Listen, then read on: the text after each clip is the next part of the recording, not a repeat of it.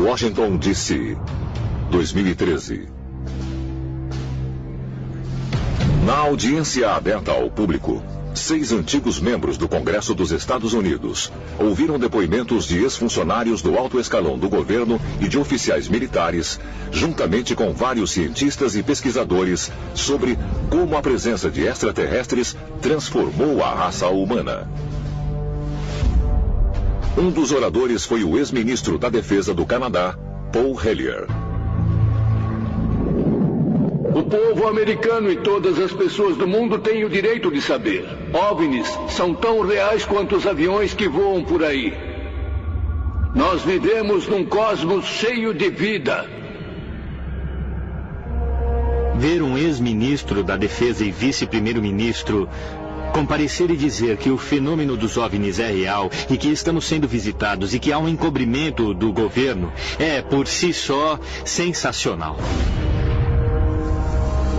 E também expressou-se a ideia de que algumas civilizações alienígenas estão preocupadas com a humanidade e que não querem partilhar tecnologia com a raça humana, por medo de que não estamos prontos para isso, que faríamos mau uso desta tecnologia.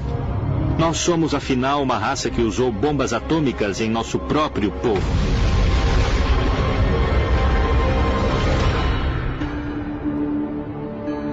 Outros importantes oradores na audiência aberta ao público, incluindo o físico nuclear Stanton Friedman, o capitão da Força Aérea aposentado Robert Salas e um ex-oficial da Administração da Aviação Federal, John Callahan. Todos eles corroboraram a afirmação de Paul Hellyer de que nós estamos sendo visitados por seres de outros planetas. Eles também afirmam que estes visitantes têm um interesse em nossos avanços tecnológicos, especialmente no que se refere a armas nucleares. Esses objetos sabem, nos mínimos detalhes, como os nossos mísseis funcionam. Eles podem interceptar nossos mísseis a qualquer momento. Se você liberar essa informação para o público, o que você diria a eles sobre... Entende? Que tipo de defesa temos contra essas coisas? Poderia o fenômeno OVNI ser real? E é possível que os extraterrestres tenham monitorado e talvez mesmo interferido com o avanço tecnológico da humanidade? Eu acho que eles possuíam uma tecnologia incrível e alguma coisa aconteceu. Séculos de conhecimento se perderam para sempre. E as armas mais poderosas do mundo inexplicavelmente colapsaram. Nós estávamos recebendo uma mensagem. Estamos observando. É possível que extraterrestres intervieram em momentos-chave da nossa história para manipular nosso progresso? E se assim é, qual é o seu objetivo final? Há extraterrestres que querem ver a humanidade evoluir e crescer. E outro grupo quer nos destruir. Milhões de pessoas ao redor do mundo acreditam que fomos visitados por seres extraterrestres no passado. E se isso for verdade? Os antigos alienígenas realmente ajudaram a moldar a nossa história? Se assim foi, o avanço da humanidade é determinado por uma agenda alienígena? Isso não é mitologia, isso não é superstição, isso são eventos históricos documentados. Eu tendo a acreditar que a humanidade possuiu tecnologia incrível, conhecimento incrível, e que eles fizeram coisas que estamos fazendo agora. E alguma coisa aconteceu. E eles tiveram literalmente de começar tudo de novo. Seja quem for que estava envolvido disse, isso não vai acontecer. Deixe que eles tenham conhecimento, mas não muito conhecimento. E acho que é o que está acontecendo aqui.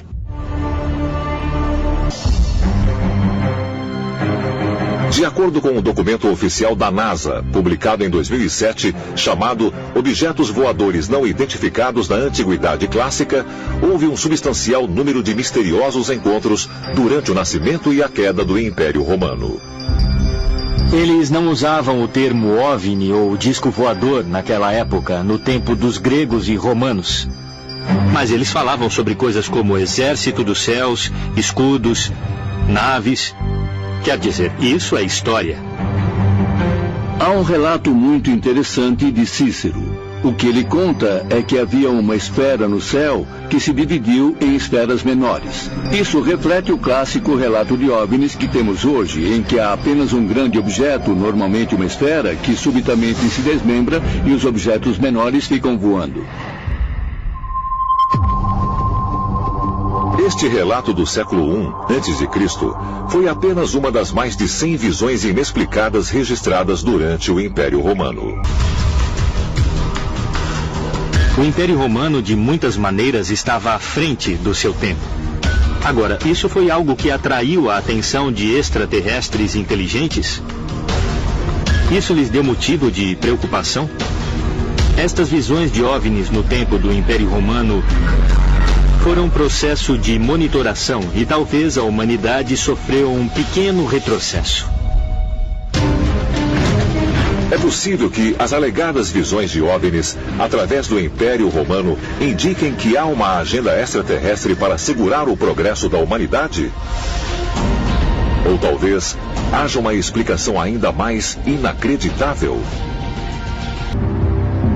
Washington disse: após 5 dias de depoimentos de peritos na audiência aberta ao público, afirmações impressionantes com relação ao envolvimento de extraterrestres com a raça humana foram partilhados com ex-membros do Congresso. Entre os mais inflamados está a afirmação do ex-ministro da Defesa canadense, Paul Hellyer, segundo o qual não fomos visitados apenas por um tipo de aliens, mas por vários. Pelo menos 4 espécies têm visitado a Terra por milhares de anos. Eles são de espécies diferentes e, consequentemente, podem ter diferentes agendas. O relevante sobre Paul Hellyer é o nível de detalhes que ele revela, os números de civilizações, as agendas dos aliens. Este não é algum pesquisador de OVNI excêntrico. Este é um político ainda profundamente conectado. Ele tem um número de fontes governamentais e militares e da comunidade de inteligência de alto nível. É possível que o governo encobriu a presença de seres de outros planetas aqui na Terra? E poderia haver, de fato, mais de uma agenda? E mesmo na Bíblia, Lúcifer é banido do paraíso por desobedecer a Deus. Mas talvez a pista mais forte destas atitudes opostas podem ser encontradas nos registros detalhados dos antigos sumérios. Há lendas de deuses que vieram dos céus para criar a humanidade. Eles eram, de certa maneira, extraterrestres. Caminhavam na Terra, governavam as pessoas. E tabuletas de argila revelaram uma agenda extraterrestre. Com certeza, eles meio que deram uma melhorada na humanidade e usaram os humanos como se fossem escravos. Será que visitantes alienígenas realmente mudaram o rumo da humanidade em um passado distante? Nossos antepassados receberam ajuda e essa ajuda veio de outro lugar. Lá de cima. Ao observarmos a antiga civilização sumérica, atribui-se a eles centenas de princípios de uma sociedade moderna. Coisas como agricultura, ciência, medicina, matemática, realeza, leis, tribunais, juízes, escolas, literalmente apareceu nos tempos suméricos há 6.000 anos, mesmo fora da Idade da Pedra. De acordo com os principais pesquisadores, Ur foi saqueada pelos seus vizinhos em guerra, os Elamitas, há cerca de 2.000 anos antes de Cristo. Mas alguns pesquisadores acreditam que os textos cuneiformes revelam algo muito mais do que a evidência de uma raça antiga. Eles apontam para descrições de um grupo de seres divinos que se chama Anunnaki, os chamados prole esplêndida de Deus que, segundo os sumérios, vieram do céu. O sistema religioso da Mesopotâmia foi o politeísmo, o que significa que eles adoravam diversos deuses diferentes, masculinos e femininos, muitas vezes representados na forma humana, tendo personalidades assim como as pessoas têm, e Esses deuses foram dispostos em um tipo de hierarquia política que em inúmeros aspectos imitavam sistemas políticos da própria Mesopotâmia. Isso significa que você tinha deuses elevados, os deuses celestiais, e também haviam deuses menores que habitavam a terra e o submundo. Agora, de acordo com o texto sumério, os deuses celestiais, os Anunnaki, eram as divindades supremas, as mais elevadas. Será que extraterrestres mandaram o dilúvio para limpar a Terra de erros genéticos? E para que Noé fosse o pai de uma nova versão da humanidade? Segundo antigos relatos, o mundo em que os descendentes de Noé nasceram era muito diferente do que aquele que existia antes do dilúvio, quando dizem que deuses, gigantes, fadas e outras criaturas partilhavam o planeta com os humanos. E a história diz que quando Noé nasceu, era um bebê extraordinário, de estranha constituição e que podia iluminar o ambiente com os olhos. Interessante é que o pai de Noé, Lame, questiona se Noé é mesmo o filho dele ou não. Mas a dúvida dele se instala por causa da história dos anjos caídos, que desceram para transar com mulheres humanas. Lame questiona a esposa, Batenosh. Esse menino é meu ou é deles? O aspecto de Noé é descrito como muito estranho. Diziam que os olhos dele brilhavam como raios de luz e a pele dele brilhava também. Então, nos resta apenas uma pergunta. E se Noé fosse, na verdade, um extraterrestre? O dilúvio parece servir de ponto de demarcação. Na Bíblia, lemos como as pessoas tinham vida longa antes do dilúvio, mas depois dele, a vida encurtou muito. Vemos a mesma coisa na tradição mesopotâmica com a lista dos reis sumérios, que governaram a Mesopotâmia até idades extraordinárias antes do dilúvio. Mas depois, a duração dos reinados desses reis ficou muito mais curta. Outra coisa que aconteceu antes desse ponto demarcatório é que os deuses estavam entre nós. Havia uma íntima interação entre o humano e o sagrado. Os deuses nos orientavam e podiam ser tentados. Havia interação. Deuses podiam se casar com mortais e havia descendentes dos deuses. Agora, os deuses não estão presentes. Então, há teorias de que esse foi o momento de uma virada na história humana. O elemento-chave de Noé é que ele é puro aos olhos de Deus. E a família dele também. E essa pureza parece ser genética, embora para nós pareça espiritual. Para exterminar o resto da humanidade, o que ele exterminou foi a dimensão extraterrestre da humanidade, que aconteceu através da poluição da genética humana. Dizem que os extraterrestres, na verdade, podem estar ligados a líderes mundiais, monitorando todos e cada um de nós, em um esforço para buscar os vigilantes que ficaram escondidos entre nós por milhares de anos. O governo dos Estados Unidos tem a prova de que pelo menos 3 grupos extraterrestres e em busca de domínio geopolítico estão em conflito uns com os outros atualmente no planeta. Se os extraterrestres realmente vieram para a Terra para ajudar a humanidade, o que aconteceu com eles? Talvez a resposta seja encontrada em uma das mais poderosas sociedades secretas do mundo antigo que ainda existe hoje. 24 de março de 2014. 58 líderes mundiais se reuniram no Fórum Mundial de Haia para a 3ª Cúpula Bianual de Segurança Nuclear. No centro da sala havia um holograma gigante girando em uma pirâmide, com 3 pequenas pirâmides de cabeça para baixo dentro dela. Esse símbolo, que também é usado como um bottom pelos delegados, é o logotipo oficial da cúpula. Mas há quem diga que ele representa outra coisa. O olho que tudo vê dos Illuminati. E essa sociedade secreta secular está viva e bem no século XXI, como comprovado pelos símbolos mostrados por celebridades, magnatas da indústria e até mesmo chefes de Estado. Os Illuminati dos dias modernos foram organizados por Adam Weishaupt, na Alemanha.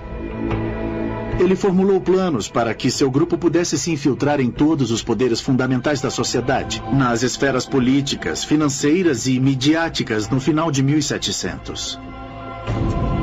Quando falamos sobre os Illuminati hoje, falamos sobre a sociedade secreta mais poderosa que existe. São as pessoas que controlam tudo pelos bastidores. Isso é apenas paranoia, ou será que os Illuminati ainda existem hoje, infiltrados nos mais altos níveis da sociedade? E se for assim, o que eles pretendem? Alguns dizem que a resposta pode ser encontrada em uma sociedade secreta ainda mais antiga e que pode ser a precursora dos Illuminati, os Cavaleiros Templários. Esse grupo de monges guerreiros foi formado em 1118 para proteger os peregrinos que viajavam a Jerusalém durante as cruzadas. Mas muitos afirmam que seu verdadeiro propósito era encontrar relíquias religiosas perdidas, escondidas no Monte do Templo. E durante seu tempo em Jerusalém, eles passaram de uma relativa obscuridade à ordem mais poderosa das cruzadas. A influência deles era tão grande que havia muitos rumores de que estavam ligados a demônios. Jacques de Molay, a principal figura histórica da Ordem dos Templários, foi preso sob acusação de traição e heresia, por alguma coisa como adoração ao diabo, por alguma forma de adoração do lado negro. Essa foi a acusação contra não só de Molay, mas contra os Cavaleiros Templários em geral.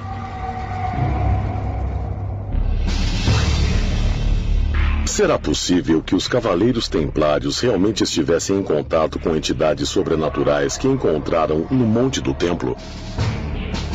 E se foi assim, o que eram esses supostos demônios? Aprendemos que esses Shedim, os demônios, de muitos modos são como humanos, e de muitos modos são como anjos.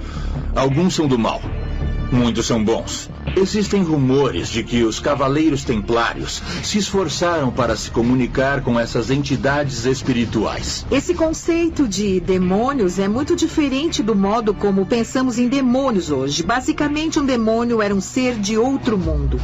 Um ser que não era desta terra, potencialmente um ser extraterrestre. E extraterrestre significa de fora desta terra.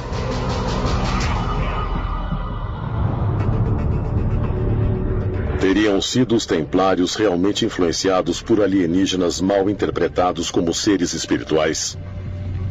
Alguns teóricos dos antigos astronautas dizem que os Cavaleiros Templários estavam em contato com os mesmos extraterrestres, conhecidos nos tempos bíblicos como os Vigilantes. E como evidência, eles apontam para um dos símbolos mais proeminentes dos Templários, o mesmo símbolo que estava virtualmente presente na cúpula de segurança nuclear. O olho que tudo vê.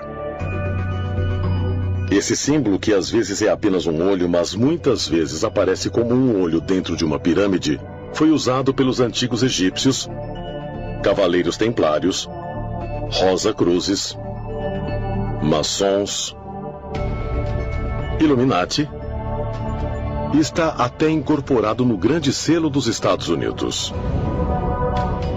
É um símbolo mais comumente interpretado pelo significado de que alguém ou alguma coisa está nos observando.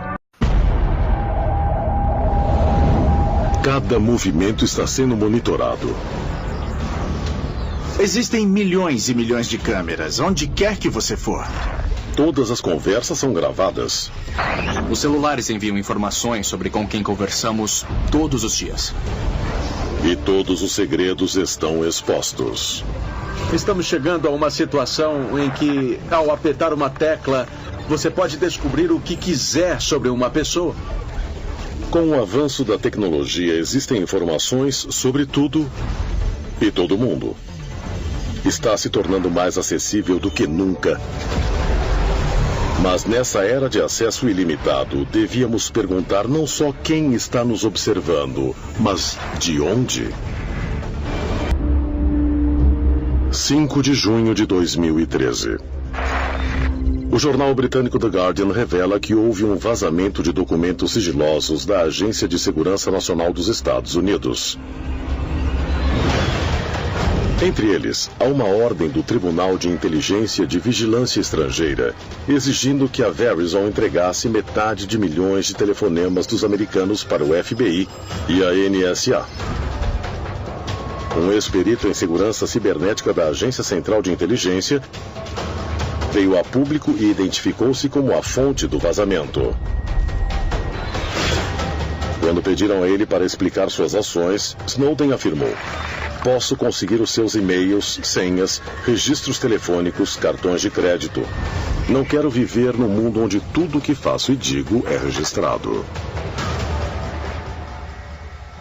A NSA é a Agência de Segurança Nacional, ou como dizem algumas pessoas, a Agência Nacional de Espionagem, que controla o monitoramento dos sistemas de comunicação em todo o mundo. Todas as formas de comunicação eletrônica, supostamente para fins de segurança nacional, são monitoradas para que se identifique e neutralize quaisquer ameaças aos Estados Unidos. Um dos documentos que Edward Snowden divulgou foi sobre o projeto Mystic, que consegue gravar o áudio de todas as conversas em um país inteiro e, quem sabe, no planeta inteiro. A tecnologia é muito interessante, ela melhora a nossa vida de muitas maneiras, mas cada uma dessas melhorias também tira alguma coisa, dependendo de como você vê. Por exemplo, a nossa privacidade está mudando ou sendo reduzida quase diariamente. Nunca vivemos em uma sociedade como a atual, onde existem tantos microfones, milhões de câmeras em todos os lugares onde vamos. Estamos transferindo nossa vida inteira para uma coisa chamada nuvem. Estamos chegando a uma situação em que, ao apertar uma tecla, você pode descobrir o que quiser sobre uma pessoa. Com a tecnologia avançando a um ritmo cada vez maior, ganhamos maior acesso à informação uns dos outros, nos tornando mais interligados do que qualquer outro período da nossa história. Existem aqueles que acreditam que essa evolução da tecnologia não é criação totalmente nossa.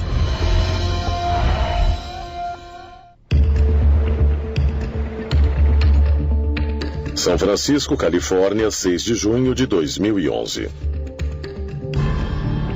Na Conferência Anual dos Desenvolvedores Mundiais da Apple, Steve Jobs apresenta ao mundo seu mais recente avanço tecnológico, o iCloud.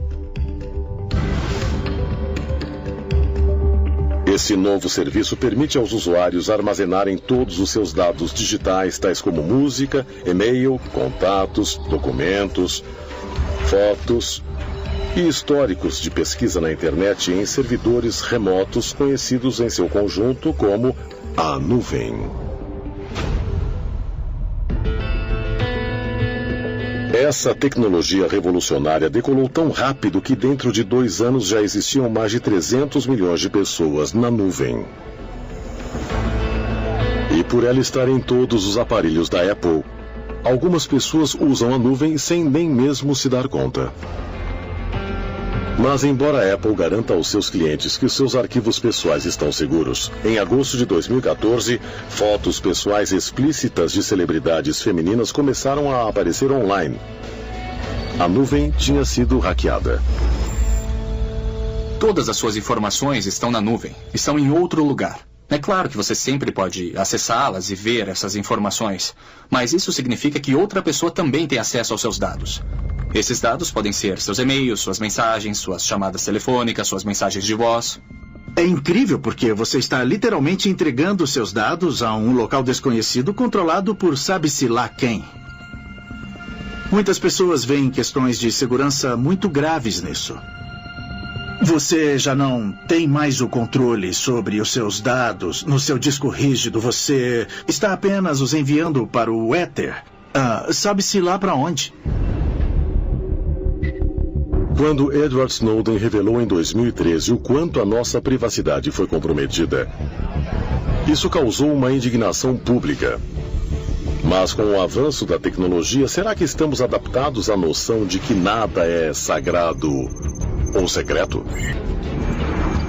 Será que a nossa dependência crescente de computadores, celulares, tablets e qualquer outra coisa ligada à internet, dando aos vigilantes mais do que nunca acesso a nós? Agora estamos vivendo em uma época na qual todo mundo está literalmente carregando uma câmera e um microfone na mão ou no bolso, que podem ser ativados remotamente pela NSA ou por várias agências de inteligência ou até mesmo por hackers. As webcams em todos os laptops e os microfones podem ser facilmente ativados remotamente. Parece mesmo que por causa da tecnologia e observam cada pequeno detalhe do que se passa. E eles querem ver o nosso planeta. Cultivar certas civilizações que são voltadas para a tecnologia. Mas há quem acredite que a sociedade altamente conectada na qual vivemos agora fornece até mesmo mais implicações chocantes.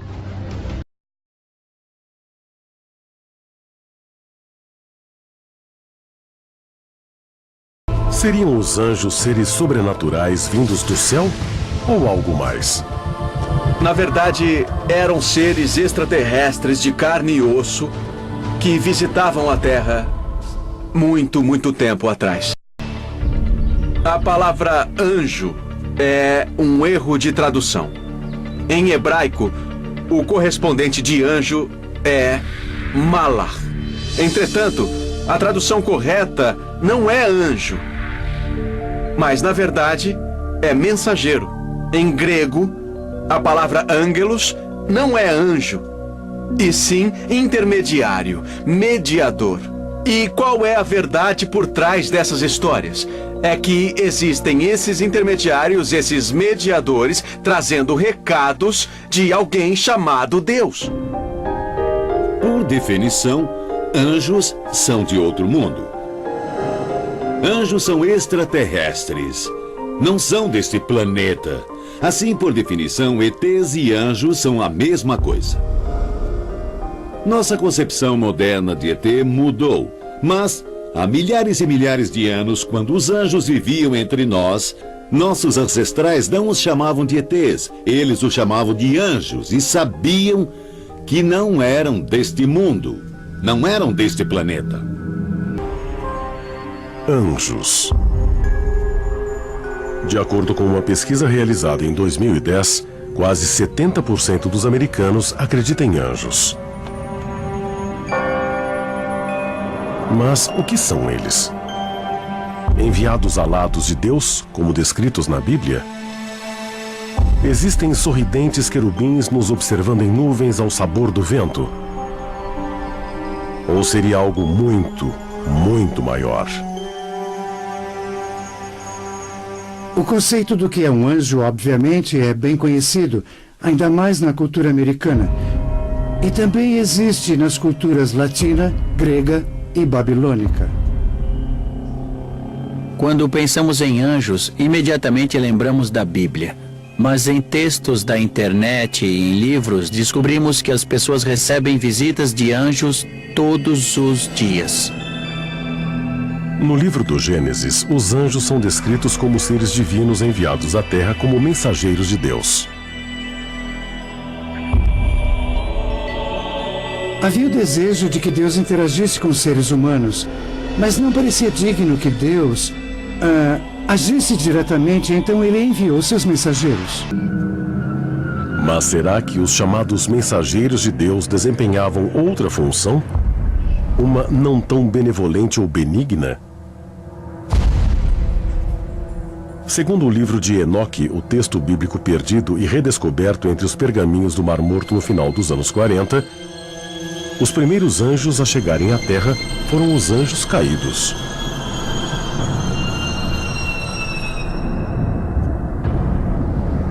Foi no Monte Hermon que os anjos caíram do céu, que os anjos caídos vieram habitar a Terra. Eles queriam tomar o poder e, por causa disso, foram expulsos do céu, jogados na Terra. Agora, para mim, Parece mais um caso de rebelião em que os extraterrestres vieram para a Terra, houve um desentendimento e eles se dividiram em duas facções diferentes. O grupo que decidiu se separar é aquele a quem hoje nos referimos como anjos caídos. Enoque acreditava em anjos caídos e em visitas divinas, mas tudo que ele diz em suas escrituras parece lembrar, para mim, visitas extraterrestres. A nave que ele viu, a montanha em que ela pousou e o jeito que eles o conduziram e contaram coisas. Tanto o livro de Enoque quanto a Bíblia hebraica dizem que os anjos caídos agiram contra a vontade de Deus e se miscigenaram com os humanos. No Gênesis 6, fala dos filhos dos deuses, deuses no plural, copulando com as filhas dos homens. E há uma certa conotação maligna nisso. Como os anjos podem fazer sexo? Enoque descreve o ato. Alguns extraterrestres ficaram na Terra, tiveram relações sexuais com nossas mulheres, e isso está escrito no livro de Enoque. Não é invenção minha. Enoque nunca os chamou de deuses, mas de guardiões do céu ou vigilantes. De acordo com textos antigos, além de copular com as mulheres da Terra, os anjos caídos geraram uma grande prole, os Néfilins, uma raça de gigantes similares aos retratados na história de Davi e Golias. Mas estudiosos da antiguidade sugerem que o uso do termo gigantes é equivocado e teorizam que a palavra não se refere à estatura física dos Néfilins, mas aos seus poderes sobrenaturais. Eles eram gigantes? Ou essa é a palavra errada e a palavra certa deveria ser extraterrestres?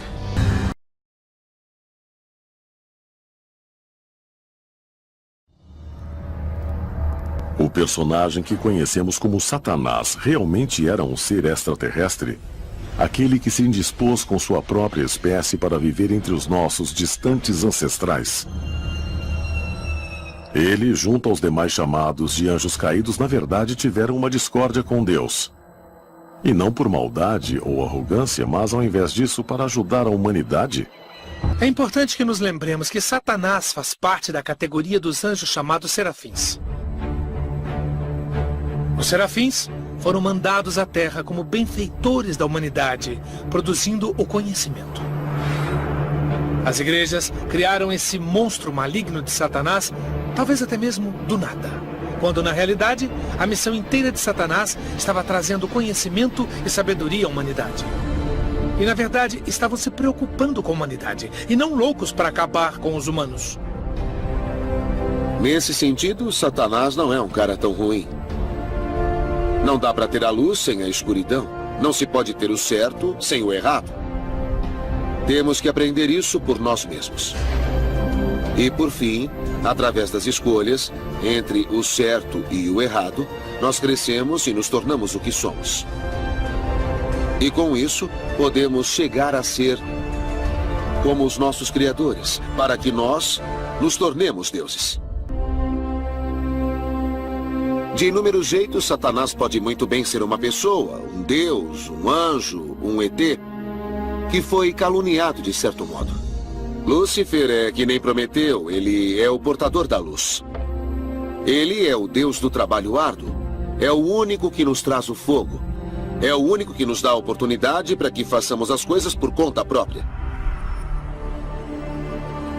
Se o personagem bíblico de Satanás realmente for baseado em um ser extraterrestre, aquele que roubou a tecnologia de seus mestres para poder beneficiar o homem primitivo, então por que será que agora ele é injuriado como uma criatura do mal consumado? A maioria dos cristãos acreditam que os demônios são encarnações do mal dos outros anjos que seguiram Lúcifer em sua rebelião contra o Deus onipotente. Eles têm nomes como Belzebu, Asmodeus, Maluk e Mammon, e se dedicam a corromper as almas da humanidade. Biblicamente falando, o demoníaco vem dos anjos caídos. Aqueles que caíram com Lúcifer durante as grandes guerras no céu. E o objetivo deles é enganar a humanidade para que sigam um mau caminho, para se apartarem de Deus. E se dividem em muitas classes. Eles têm as ocupações mais básicas lá de baixo e seguem por toda a extensão até o estrategista, que está governando nos bastidores os assuntos da humanidade. Essencialmente, dá para imaginar uma estrutura militar, com os generais, oficiais, agentes particulares. Há 9 níveis, que são anjos caídos de várias posições. Os de baixo servindo os de cima e, por fim, obedecendo Satanás. Em muitas tradições religiosas, há ritos sagrados para exorcizar os demônios dos corpos dos aflitos. Será que os diabos e os demônios podem ser mesmo seres de outro mundo? E esse reino talvez não seja um inferno, mas um mundo extraterrestre verdadeiro? E eles realmente são seres do mal? Ou será que podem ter uma outra, talvez uma missão ainda mais profunda? A Bíblia fala sobre uma raça de répteis, os serafins. Eles são mencionados no livro de Isaías. Alguns interpretam como seres de fogo, mas o entendimento correto é réptil. Nós sempre tivemos conhecimento sobre os répteis. Alguns são bons, outros ruins.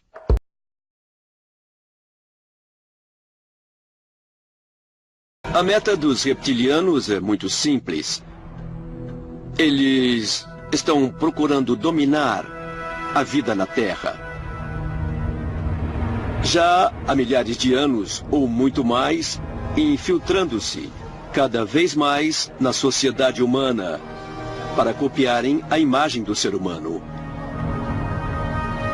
Para centralizar o poder nas mãos daqueles que representam o seu interesse, de forma que eles possam governar de um ponto central.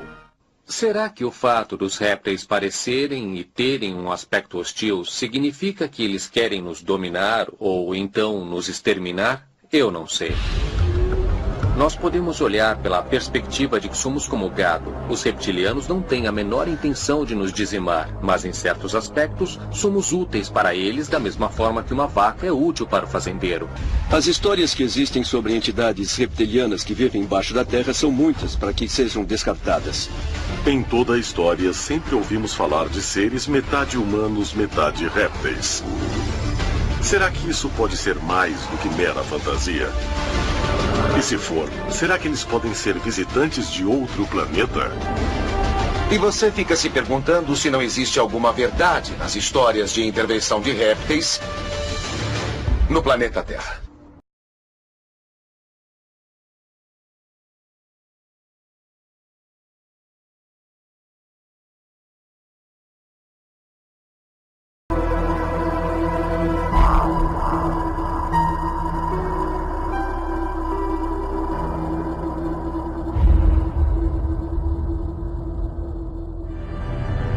João, capítulo 8. Jesus disse outra vez: vocês são daqui de baixo, e eu sou lá de cima. Vocês são deste mundo, mas eu não sou deste mundo.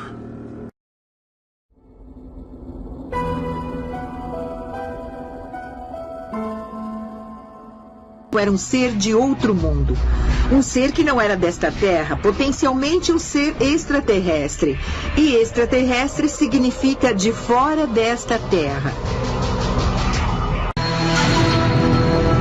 De acordo com os evangelhos do Novo Testamento da Bíblia, nos meses antes de sua morte, Jesus leva 3 de seus apóstolos longe da aldeia em que está hospedado, e juntos eles vão para uma montanha próxima. A história aqui é que Jesus subiu um monte alto com Pedro, Tiago e João. seus 3 seguidores mais próximos. Enquanto eles estavam ali, um objeto brilhante pairou sobre eles e disseram que Moisés e Elias apareceram. Enquanto eles estavam lá, o corpo de Jesus começou a brilhar muito. E quando eles terminaram essa visita, eles desceram a montanha e Jesus disse aos discípulos para não contarem a ninguém sobre isso, só depois da sua crucificação e ressurreição. Isso me diz que talvez o corpo de Jesus passou por algum tipo de transformação, que mudou o seu corpo de modo que, quando ele ressuscitou dos mortos, seria um corpo que nunca iria morrer de novo. Segundo a Bíblia, se passaram vários meses após esse incidente até as autoridades romanas prenderem Jesus e o matarem através da crucificação. Sabemos que após a crucificação na sexta-feira à noite, ele é colocado em uma tumba. No domingo, quando Maria Madalena e as outras mulheres vêm para ungir seu corpo, a tumba está vazia. A pedra tinha sido retirada e seus panos de sepultamento foi tudo que restou.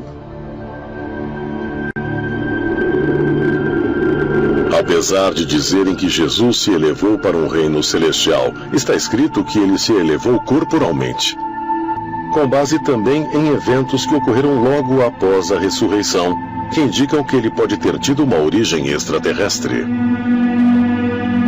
No Evangelho de Mateus, no capítulo 28, diz: um anjo de Deus desceu do céu, rolou a pedra, se sentou sobre ela, e sua roupa era branca e brilhante. Então temos um relato de um ser que esteve lá. Isso significa que poderes de outro mundo estavam envolvidos na ressurreição de Jesus. Quando as pessoas vêm para a tumba, elas encontram a tumba vazia. Eles descrevem em 2 evangelhos os jovens rapazes com roupas que estavam brilhando, e parece com encontros extraterrestres dos dias de hoje, onde vemos seres de luz. Então eles dizem: por que vocês estão procurando o vivo nos mortos? Jesus se foi, como ele disse que aconteceria. Será que os extraterrestres podem ter as respostas finais para a vida, a morte e a ressurreição? E se for assim, será que a humanidade já possui esses segredos? De acordo com a Igreja Católica, é um mistério que os humanos não conseguem entender. Mas alguns acreditam que, em vez de uma transformação física, Jesus é ressuscitado metafisicamente durante a missa. E que Jesus era, e ainda é, um ser avançado que pode se mover de uma dimensão para outra. Como prova, eles citam o que Jesus disse aos seus seguidores sobre o poder de se reunirem em grupos para invocar o seu nome. Cristo disse: onde 2 ou mais estiverem reunidos em meu nome, eu estarei lá também. Eu só peço a Deus um pouco de malandragem, pois sou